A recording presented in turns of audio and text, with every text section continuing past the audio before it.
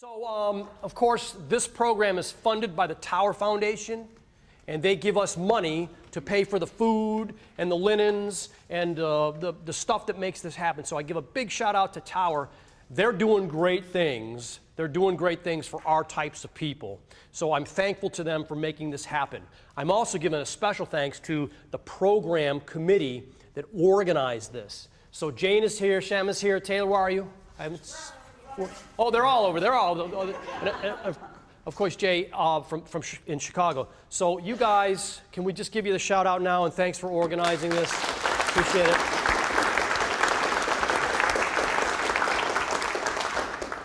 All right, here we go. I've already mentioned Charles Vogel once. I want to mention him again. Went to a conference in this little place called Mohonk, New York. He talked about the art of building community, and I was just so inspired. Here's his book, The Art of Building Community, or The Art of Community. I love that he uses a rope, which is come together with fibers, and that's how I see us.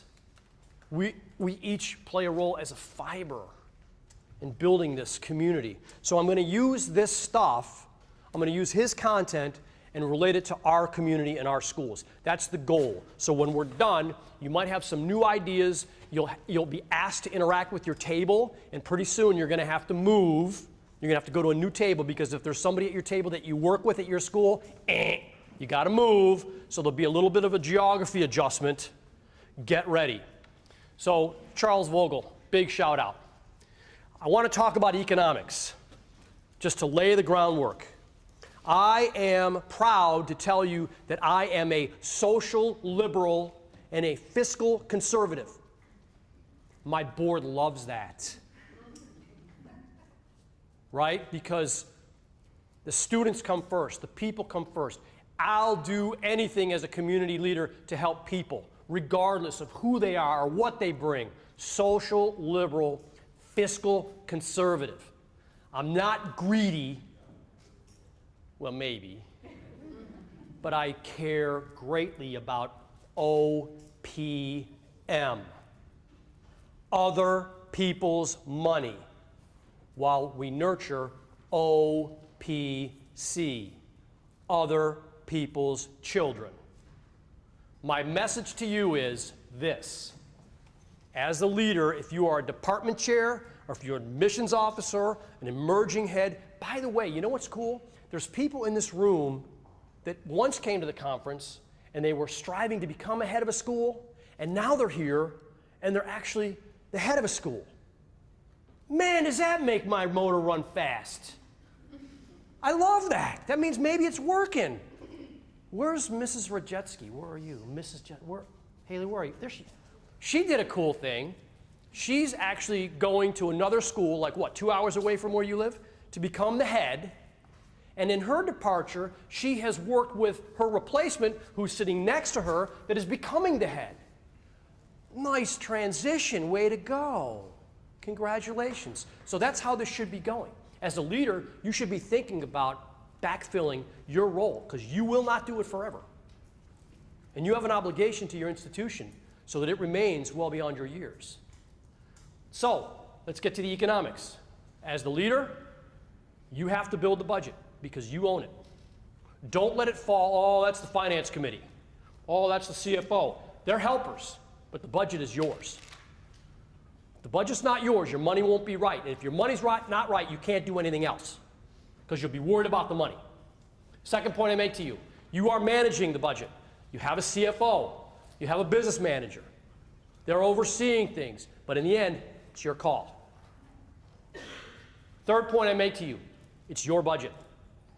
So if it doesn't work, own it, learn from it, adjust it, and move forward.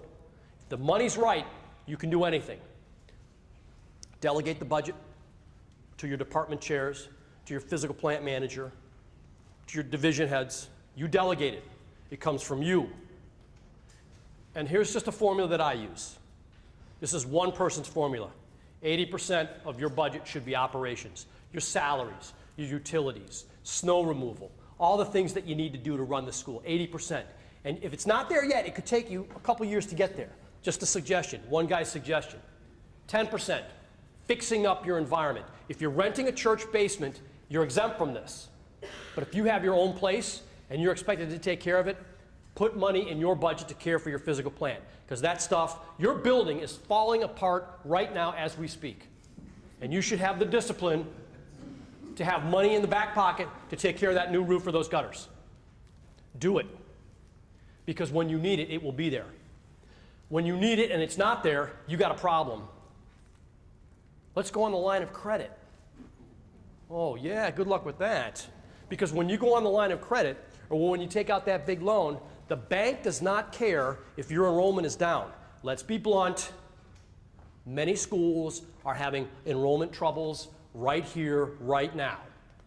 So when you've got a big debt or you're going on a line of credit, the bank does not care that if you're short students. They just want to get paid. So know that, plan accordingly. And then of course, 10%, build your endowment. If you're a school that's only 6 years old and you don't have an endowment, start. Start.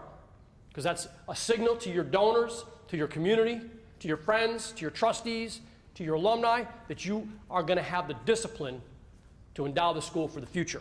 Not on your watch. You won't benefit it on your watch, but down road. So enough on the fiscal.